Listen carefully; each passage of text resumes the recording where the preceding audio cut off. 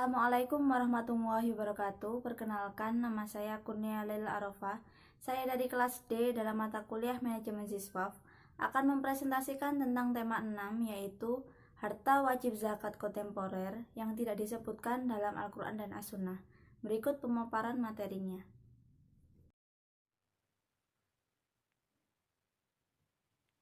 Harta wajib zakat kontemporer yaitu harta yang wajib dikeluarkan oleh sebagian orang, dan ketentuan zakat ini tidak ada di dalam nas Al-Quran secara mendalam ataupun mendetail.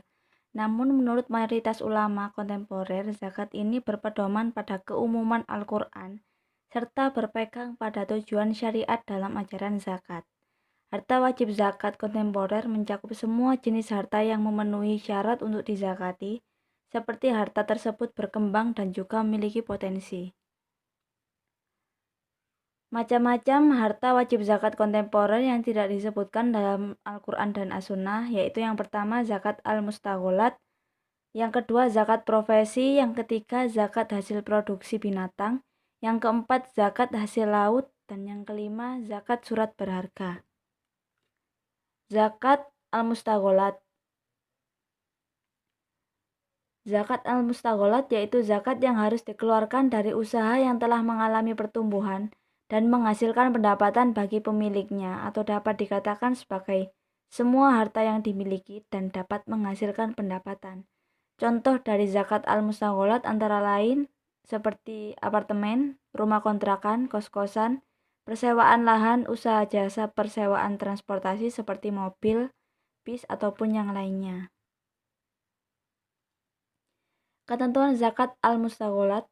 Di sini ada 3 pendapat yang membahas mengenai zakat al-mustagholat. Antara lainnya, yang pertama, menurut pendapat pertama, harta al-mustagholat dimasukkan dalam kategori zakat komoditas perdagangan. Mengapa dikategorikan ke dalam zakat komoditas perdagangan? Menurut mereka, apartemen yang disewakan termasuk dalam cakupan perdagangan. Dengan dikiaskan kepada komoditas perdagangan seperti apartemen yang disewakan atau mobil yang diproduktifkan atau dipersewaan, setiap akhir haul dinilai harganya ditambah hasil atau keuntungan dari produktivitasnya, kemudian dibandingkan dengan nisab zakat perdagangan. Lalu pendapat yang kedua, menurut pendapat kedua ini dari mazhab Hambali dan Maliki, harta al-mustagholat wajib dizakati pada saat harta tersebut sudah berkembang atau produktif dan sudah menghasilkan keuntungan tanpa menunggu 1 tahun atau 1 haul. Pada pendapat kedua ini, harta al-mustagholat diibaratkan sebagai aset keuangan.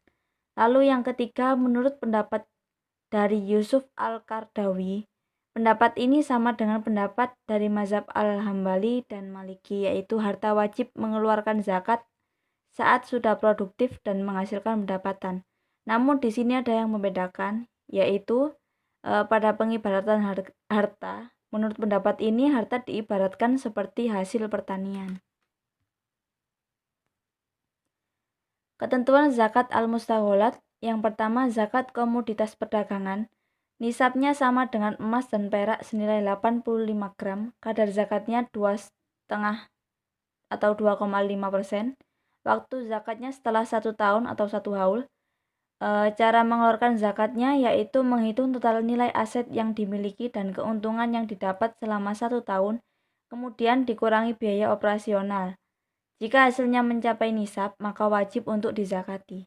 Lalu zakat aset keuangan, yaitu nisabnya sama dengan emas dan perak, 85 gram, kadar zakatnya 2,5%, waktu zakatnya setelah 1 tahun, dan cara menghitungnya hasil harga penyewaan per tahunnya, kemudian jumlah tersebut dikurangi dengan biaya operasional atau perawatan per tahunnya. Jika mencapai nisab, maka wajib untuk dizakati. Lalu zakat produksi pertanian, nisabnya sama dengan emas dan perak senilai 85 gram, kadar zakatnya 5% atau 10%. Waktu zakatnya setelah 1 tahun. Perhitungan zakat ini sama dengan zakat aset keuangan, namun pada hasilnya mencapai nisab. Namun jika hasilnya mencapai nisab, maka wajib zakat sebesar 5% atau 10%, tergantung sifat aset dan biaya yang dipergunakan untuk produktifnya. Lalu yang kedua yaitu zakat profesi.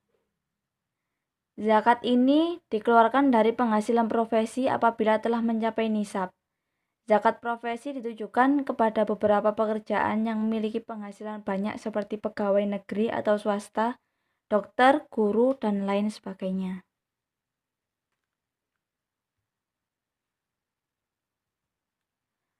Pro dan kontra tentang zakat profesi. Mengenai zakat profesi ini, banyak yang beranggapan atau berpendapat bahwa tidak perlu mengeluarkan zakat ini karena penghasilan atau gaji maupun harta yang diperoleh itu menurutnya sudah termasuk ke dalam kategori zakat emas, perak, dan uang. Dan yang setuju dengan adanya zakat profesi yaitu karena adanya zakat profesi ini menurut Al-Qardawi, banyak riwayat yang menjelaskan tentang zakat ini dengan sebutan al-mal al-mustafad, yaitu harta yang diperoleh dari penghasilan seseorang, sehingga harta ini wajib untuk dizakati. Nisab dan kadar zakat profesi. Zakat profesi ini tergolong baru, nisabnya pun mesti dikembalikan atau dikiaskan kepada nisab zakat-zakat yang sudah ada sebelumnya. Ada dua kemungkinan yang dapat dikemukakan untuk ukuran nisab zakat profesi ini. Yang pertama disamakan dengan nisab zakat emas dan perak, yaitu dengan mengkiaskan kepada emas dan perak sebagai standar nilai uang yang wajib dikeluarkan zakatnya, yaitu 20 dinar atau 93,6 gram emas. Pada nisab ini bagi kalangan profesional yaitu yang bekerja untuk pemerintahan, misalnya badan-badan swasta yang gajinya tidak mencapai nisab pertanian seperti guru ataupun dokter yang bekerja di rumah sakit. Lalu yang kedua disamakan dengan zakat hasil pertanian yaitu 5 wasak, sekitar 750 kg beras. Zakat ini dikeluarkan pada saat diterimanya penghasilan dari profesi tersebut sejumlah 5 atau 10% sesuai dengan biaya yang dikeluarkan. Untuk nisab ini digunakan untuk jenis-jenis profesi berupa bayaran atas keahlian seperti dokter, spesialis, akuntan, advokat, kontraktor, arsitek, dan profesi-profesi yang lainnya, termasuk juga pejabat tinggi negara yang nisabnya disamakan dengan zakat hasil pertanian. Lalu zakat hasil produksi binatang. Zakat yang dikenakan pada hasil-hasil produksi hewan seperti madu, susu, telur, dan yang lain sebagainya. Salah satu hasil dari binatang ternak yang sudah lama ada yaitu madu. Ada beberapa pendapat yang mewajibkan zakat atas madu dan ada pula yang tidak. Yang mewajibkan antara lain mazhab Hanafi dan Hambali serta salah satu qaul Imam Syafi'i. Menurutnya zakat ini tertulis di dalam hadis diriwayatkan oleh Amr bin Syu'aib, meriwayatkan dari bapaknya dari kakeknya bahwasanya Nabi mengambil zakat dari madu 1/10. Dari hadis riwayat Ibnu Majah, begitu juga bahwasanya Umar bin Khattab mengambil zakat dari madu ketika dikatakan bahwa itu adalah sedekah sunnah. Dijawabnya itu bukan sunnah tetapi sedekah wajib atau zakat.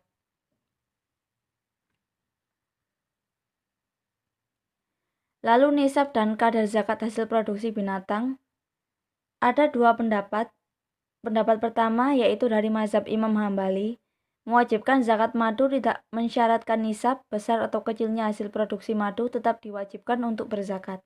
Lalu pendapat yang kedua dari para ulama mensyaratkan nisab yaitu sama dengan nisab hasil pertanian, 5 wasak dari hasil bumi yang menjadi makanan pokok di daerahnya. Sedang kadarnya mereka sepakat yaitu 10% sebagaimana yang tercantum dalam hadis. Lalu zakat hasil laut. Zakat hasil laut ini memang tidak ada landasan yang tegas sehingga terjadi perbedaan pendapat di antara para ulama. Jumhur ulama berpendapat bahwa hasil laut berupa mutiara, manik-manik, kristal, maupun ikan dan lain-lainnya tidak diwajibkan untuk dizakati. Namun menurut Imam Hambali berpendapat bahwa hasil laut wajib dikeluarkan zakatnya apabila mencapai satu nisab. Kadar zakat hasil laut kadar zakatnya 20% jika nilainya sangat besar, sedang memperoleh tidak butuh biaya dan tenaga. Hal ini disamakan dengan zakat rikas atau barang temuan. Lalu yang kedua, zakat kadarnya 2,5% jika hasilnya besar dan ada biaya operasional serta tenaga yang dikeluarkan lumayan besar juga. Lalu kadar zakatnya 2,5% jika nilainya kecil dan tidak ada biaya serta tenaga yang dikerahkan juga sangat kecil. Lalu kadar zakatnya 2,5% jika nilainya kecil dan memerlukan biaya operasional yang kecil.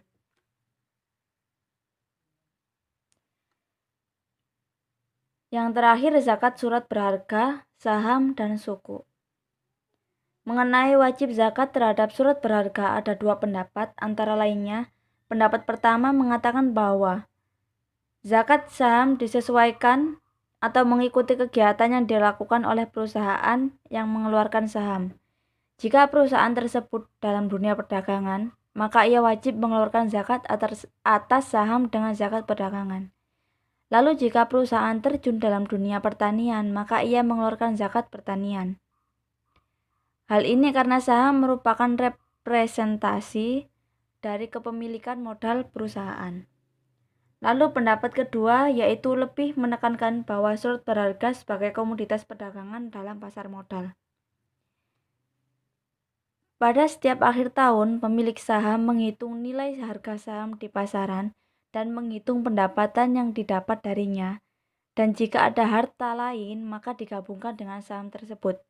Lalu jika mencapai nisab perdagangan, maka ia wajib mengeluarkan zakat sejumlah 2,5% dari total kekayaan surat berharga tersebut.